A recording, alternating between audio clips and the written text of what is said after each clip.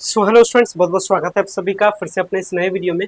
और आपको पता है कि पटना वुमेंस कॉलेज में एडमिशन लेने के लिए अगर आप बीए इंग्लिश में एडमिशन लेना चाहते हैं, वैसे सिचुएशन में आपको एक टेस्ट देना होता है जिसका नाम है प्रोफिशिएंसी टेस्ट।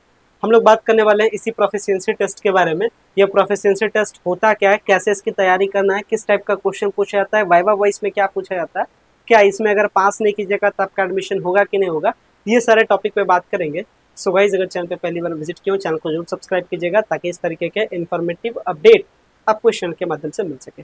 एंड ये जो नोटिस है प्रोफिशिएंसी टेस्ट के रिगार्डिंग, ये पटना वुमेन्स कॉलेज के द्वारा से सर्कुलेट किया गया था 21 मई को। और इसके अकॉर्डिंग बताया गया था कि candidate who have given the preference for English major have to appear in English proficiency test and the detail are as below. मतलब इस डेट पे आना है। डेट क्या है? 12 जून को। टाइमिंग क्या है रिटन टेस्ट का? 9 AM to 10 AM and viva voice at after that 10:30 onward. और वेन्यू क्या है? पटना वुमेन्स कॉलेज आना है। क्या है इसके बारे में बात करते हैं।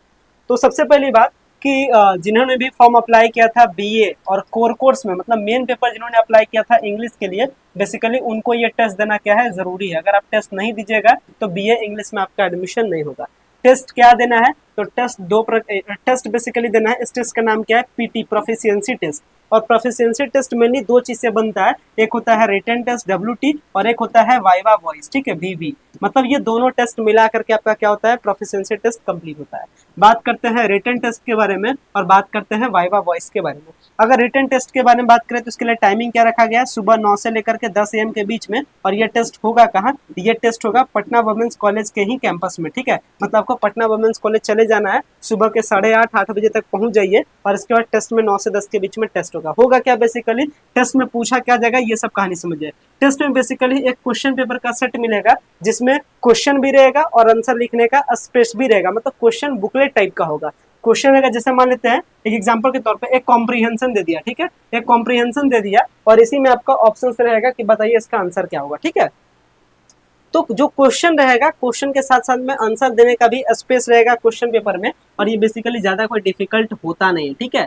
इसलिए ज्यादा आपको टेंशन लेने की जरूरत नहीं है। टेस्ट बहुत सिंपल है, आगे बताएंगे भी पास करना जरूरी है या नहीं, या चेक वेक होता है कि नहीं, ये सब कुछ बताएंगे। समझिए, सबसे पहले समझिए जो रिटन टेस्ट होता है उसमें क्या कंटेंट है, मतलब क्या क्या पूछा जाएगा। ये आप कॉमनली लॉजिक लगा करके आप खुद भी सोचिए। अगर ये बाकायदा कोई डिफिकल्ट टेस्ट होता तो इसका सिलेबस पटना वुमेन्स कॉलेज जारी करता है। जैसे पटना वुमेन्स कॉलेज हर साल हर सब्जेक्ट के लिए टेस्ट लेती थी, मतलब एडमिशन लेने के लिए ये टेस्ट लेती थी। लेकिन चूंकि इस बार तो टेस्ट तो सारे सब्जेक्ट में कैंसिल है और इंग्लिश का ये तो एक स्पेशल टेस्ट है। मतलब टेस्ट पहले भी जब एडमिशन होता था बीए इंग्लिश में तो एक टेस्ट तो देना ही होता था, 100 नंबर का टेस्ट। इसके बावजूद, और वो जो 100 नंबर का टेस्ट देना होता था उसका बाकायदा सिलेबस जारी होता था कि हम ये सारे सब्जेक्ट से पूछेंगे। लेकिन ये जो प्रोफिशिएंसी टेस्ट है ये कोई ज्यादा हार्ड टेस्ट नहीं है या ज्यादा कोई इंपॉर्टेंट टाइप का टेस्ट ऐसा नहीं है कि इसी के बेसिस पे आपका एडमिशन होता है। नहीं, इस बार तो एडमिशन आपका डायरेक्टली हो रहा है 12th के परसेंटेज पे। ये बस एक कॉलम है जिसको आपको क्या करना होता है? फुलफिल करना होता है। मतलब इस टेस्ट में बस एक पार्टिसिपेट कर लीजिए, आप टेंशन फ्री रहिए। अगर आपका अच्छा परसेंटेज है तो आपका एडमिशन होगा।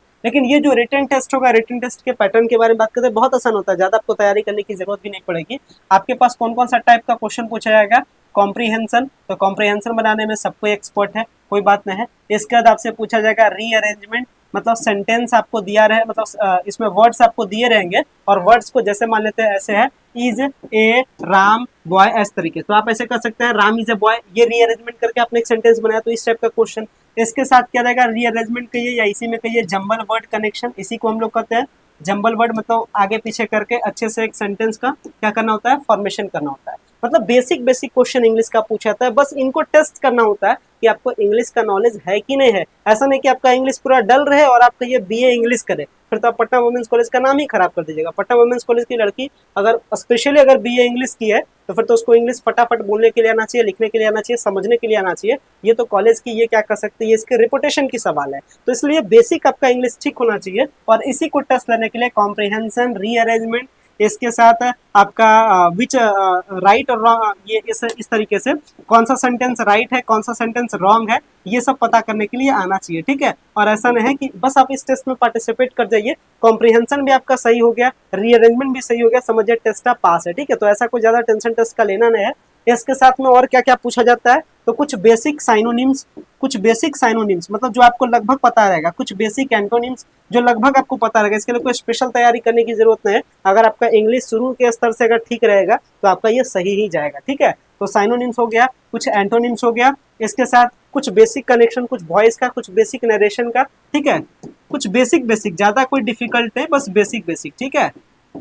और सम टाइम कभी कभी किसी पॉइंट पे आपको एक ऐसे लिखने के लिए भी दिया जाता है, ठीक है, ऐसे। तो ये सब बेसिक है, ये सब चीजें आपसे रिटन टेस्ट में यही सारे टॉपिक्स के क्वेश्चन आपसे पूछे जाएंगे। चलिए, रिटन टेस्ट आप 9 से 10 के बीच में दे दीजिएगा। 10:30 के बाद में फिर आपसे क्या होगा, ये आपका एक वाइवा वॉइस होगा। वाइवा वॉइस होगा क्या, इसमें भी ज्यादा कुछ नहीं है, ठीक है।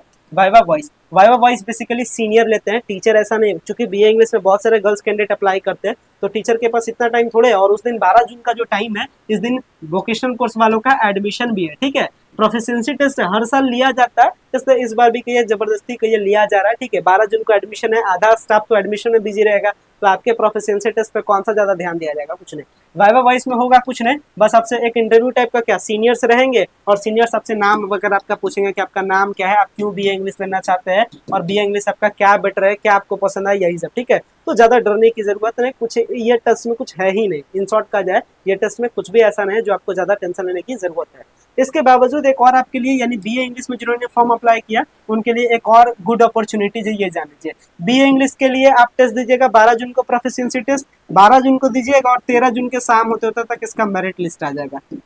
13 जून तक शाम मेरिट लिस्ट आ जाएगा। और इसका जो मेरिट लिस्ट है, इस मेरिट लिस्ट में बेसिकली क्या रहेगा, वो फॉर्म आईडी से आएगा, क्योंकि जो टेस्ट में बैठेंगे, जो टेस्ट देने के लिए जाएंगे, उन्हीं का इस बीए इंग्लिश के मेरिट लिस्ट में नाम रहेगा। यानी बीए के इंग्लिश मेरिट लिस्ट में ये कट ऑफ नहीं रहेगा, जैसे बीए का कट ऑफ आया कि 70% एंड एबव 15 जून को आना है, ऐसा नहीं रहेगा। इसमें बाकायदा फॉर्म आईडी आएगा, ठीक है। तो इसलिए टेस्ट में जरूर जाइएगा। टेस्ट में फेल पास जैसा सा कुछ नहीं, बस टेस्ट में जाइए, पार्टिसिपेट कीजिए, बहुत इनफ है, ठीक है। और जो समझ में आप आंसर कीजिए, बनाइए, कोई दिक्कत नहीं है, ठीक है। और वाइवा वॉइस भी बता ही दिया, बहुत सिंपल। रिटन टेस्ट भी बता दी, ज्यादा कुछ स्पेशल तो है नहीं।